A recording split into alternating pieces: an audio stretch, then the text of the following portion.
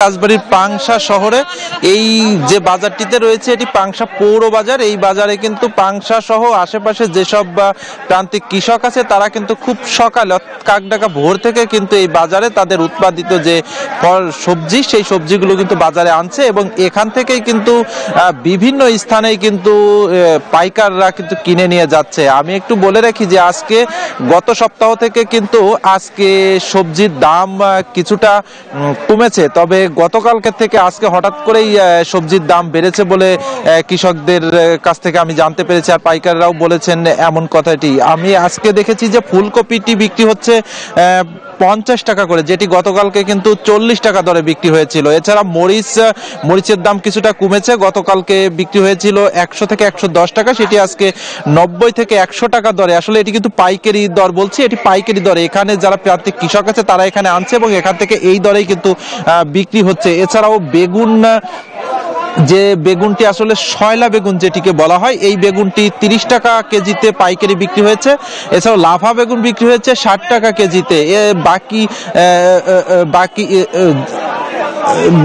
বাকি যেসব সবজি আছে প্রায় প্রতিটি সবজি কিন্তু একদিন ব্যবধানেই কিন্তু কিছুটা দাম কমেছে। মূলত এতটুকুই ছিল আমার কাছে রাজবাড়ী থেকে সবজির সর্বশেষ তথ্য। আমি একই সংবাদ জানতে রয়েছে মাদারীপুরের সহকর্মী রিজভির কাছে জানতে চাইবো যে আসলে রাজবাড়ীর বাজারগুলোতে কিন্তু সবজির আবাদ গত এক সপ্তাহ ব্যবধানে বেড়েছে, সেখানকার কি অবস্থা?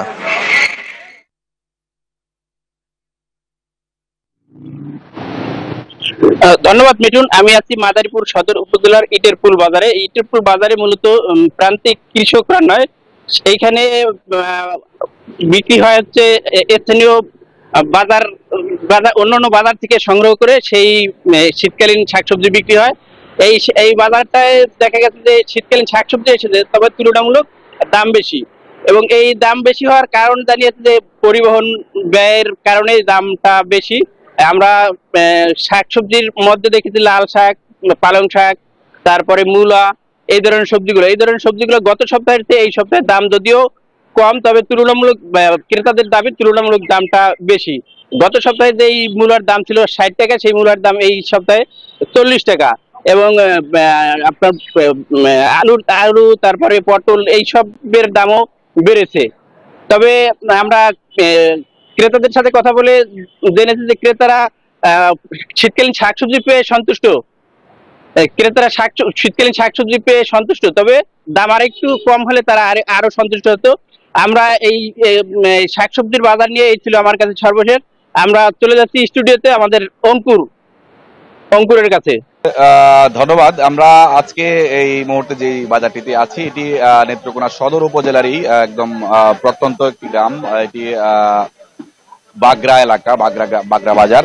এটি 40 ইউনিয়নে একটি বাজার। এখানে আমরা দেখতে পেয়েছি সকাল থেকেই যে গ্রামীণ বাজারের যে পরিস্থিতিটি থাকে, আসলে সকালবেলায় কাঁচা বাজারের পাশাপাশি যে দেশীয় মাছ, সেই মাছ দিয়ে কিন্তু আসলে এখানে বিক্রেতারা আসেন এবং ক্রেতারাও কিন্তু বিভিন্ন ভাবে এখানে সকাল থেকেই ভিড় জমান এবং দেশীয় মাছগুলো যেগুলো রয়েছে সেগুলো আসলে কিনে নিয়ে যান। আমরা একটু দেখানোর চেষ্টা করছি যে আসলে বেশ ক্রেতা রয়েছেন, তবে পর্যাপ্ত মাছ নেই, যে কারণে মাছের দাম কিন্তু কিছুটা বেশি বলে আসলে জানাচ্ছিলেন। তবে যে খাল বিল নদী নালা যেগুলো রয়েছে সবগুলো কিন্তু প্রায় এখন পানি কমতে শুরু করেছে, যে কারণে যে মাছের যে আহরণ তা কিন্তু অনেকটাই আগের চেয়ে বৃদ্ধি পেয়েছে। তবে এর গত 15 থেকে 20 দিন আগে কিন্তু আসলে আরো বেশি মাছ তারা পেতেন, তবে এই গত এক সপ্তাহ ধরে কিন্তু মাছের আমদানি কিছুটা তাদের কম বলে আসলে তারা বলছিলেন। আমরা এই ক্রেতাদের সাথেও কথা বলেছি এবং বিক্রেতাদের সাথেও কথা বলেছি যে এই যে 40 বাগরা বাজার, এখানে শুধু মাছ নয়, শাক সবজি সহ বিভিন্ন ধরনের যে দৈনন্দিন যে ব্যবহৃত যে মানুষের খাবার সেগুলো কিন্তু আসলে এই বাজার থেকে সংগ্রহ করেন এখানকার মানুষজন। এই ছিল আমার কাছে নেত্রকোনার 40 বাজার থেকে 40 বাগরা বাজার থেকে সবশেষ।